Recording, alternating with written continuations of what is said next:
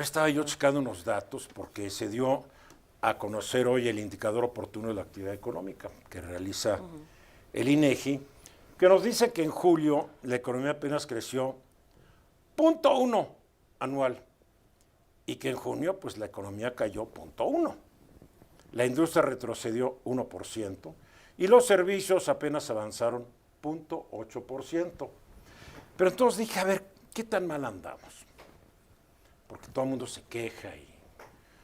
Entonces me puse a ver cómo ha ido la economía en los últimos 48 años, desde 1976, que fue pues el gobierno de López Portillo, ¿no? Si no me falla, porque Echeverría fue el 70, el 76. Entonces estoy viendo que en estos 48 años del 76 al 2004, 48, 49 años, solamente durante 11 años la economía creció 5% más. ¿Por qué este dato? Porque para que México salga de la pobreza y del montón de pobres, no lo va a poder hacer mientras la economía no crezca sostenidamente entre un 5 y un 8% anual. No lo digo yo, lo dicen los economistas. Y únicamente en los años 78, 79, 80 y 81 consecutivos la economía creció más que eso. Claro, fue en los años de la docena trágica y estos crecimientos se debieron a un gasto gubernamental a lo bestia, financiado por el petróleo, por préstamos que México pidió por todos lados, y cuando ya no pudo pagar, pues México se fue a la quiebra, ahí en el 82, ya había quebrado en 76. Pero entonces, ¿qué pasa? 7.2 en 78, 8.2 en 79, 8.3 en 80, 8% de crecimiento en el 81. Después, hasta el 90 volvió a crecer 5.1. Después, hasta el 96, 5.9, 97, 6.8, 98, 5%. En el año 2000, 6%, en 2006, 5% y en 2010, 5.1%. Los otros 38 años nunca llegó ni al 5%, y los años más recientes, México no ha podido crecer a veces más que un 2% anual. ¿Qué me dice esto? Que para que México salga de su actual situación, algo se tiene que hacer. Yo no sé, porque no soy el experto. Hay un plan México que nuestro gobierno está apostando mucho por él, pero al ver yo esto veo que no es suficiente. Ya estamos viendo que el plan México depende mucho de traer inversiones, depende mucho de las exportaciones, depende mucho de que sigan llegando las remesas. Estamos viendo que las remesas están cayendo, estamos viendo que las exportaciones sí están subiendo, pero todo por gracia de Donald Trump y gracias a un tratado de México, Estados Unidos, Canadá que sigue vigente. Y la inversión pues no se está dando como quisiéramos. Aquí tengo unos datos. La inversión total en lo que va del año disminuyó 4% trimestral y casi 7% anual en el primer trimestre. La inversión privada, perdón, en el primer trimestre se redujo 3.6% trimestral y 4.4% anual. O sea, se está cayendo la inversión. ¿Qué es la inversión? Pues fábricas, carreteras, caminos, infraestructura. El consumo privado. De acuerdo al indicador mensual del consumo privado en el mercado interior del INEGI, en mayo el consumo cayó 1%, 0.9 anualizado. El consumo de bienes y servicios nacionales cayó 1.3%.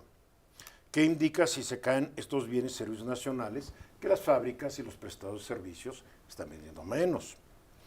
El indicador oportuno de consumo privado prevé además caídas anuales del 0.1% en junio y 0.4% en julio. Estamos comprando menos los mexicanos. ¿Por qué? Porque gran parte de ellos están ganando menos. Entonces, ¿qué pasa? El gobierno sí está haciendo cosas en su Plan México. Está dando incentivos fiscales con deducciones aceleradas y apoyos a pequeñas y medianas empresas. Hay acuerdos con la banca para extender créditos, que no sé si ya están aterrizando estos acuerdos. Ahí están los acuerdos. Vamos a ver si la banca se anima, ¿no? También se han ampliado los programas de capacitación como Jóvenes Construyendo el Futuro. Se han expedido decretos que respaldan proyectos de economía circular, que es muy importante en este siglo XXI. Sin embargo, la tramitología sigue ahogando a mucha gente. Los trámites son muy lentos. La seguridad jurídica carece de garantías más sólidas y con la nueva constitución de los tribunales mexicanos, mucha gente, y tú estás en esto, está poniendo en tela de juicio que ya vaya a haber seguridad jurídica. Y los programas de capacitación pues no están llegando a quienes requieren reconversión laboral. Gente que sabe hacer una cosa que ya no sirve para esta época, los tienes que capacitar a que hagan otra cosa. Mientras todo esto no se refuerce, la economía va a seguir siendo una economía chiquita, que no va a crecer y de baja productividad, porque está medido, los trabajadores mexicanos tienen baja productividad a pesar de que trabajan más que los trabajadores de gran parte de los países del mundo. El sector privado sí está avanzando en capital de riesgo y en sectores como tecnología y energías renovables, pero en general se está manteniendo muy cauto. Hay una agencia francesa especializada en seguros de crédito y análisis de riesgo y prevé que en México la inversión privada se va a contraer este año y apenas tal vez empiece a crecer el año entrante. La realidad es clara, México trabaja pero no crece. Los empleos registrados no mejoran la vida de los trabajadores porque también los datos del empleo nos están mostrando que a pesar de que tenemos 2.7% de desocupación, la informalidad es de casi el 55% y que una tercera parte de los trabajadores en México no ganan ni el salario mínimo. Entonces, México tiene que hacer algo, el gobierno y la industria privada se tienen que poner las pilas, tienen que actuar con coraje, con visión, porque no podemos seguir creciendo al 1, al -1, al 2, ni al 3, ni al 4%. Mucho me temo con cómo vamos este año 2025, va a ser el número 38 desde 1976, en donde la economía no crece para reducir el número de pobres. Y no quiero ser la aguafiestas aquí porque Álvaro me ve como, qué malas noticias traes, Eduardo, pero yo me reduzco a los números y a los números oficiales, porque ya nos acostumbramos, que nos dicen, nos va a ir re bien, vamos a crecer 2% anual este año. Eso no es crecer bien, estamos fregados.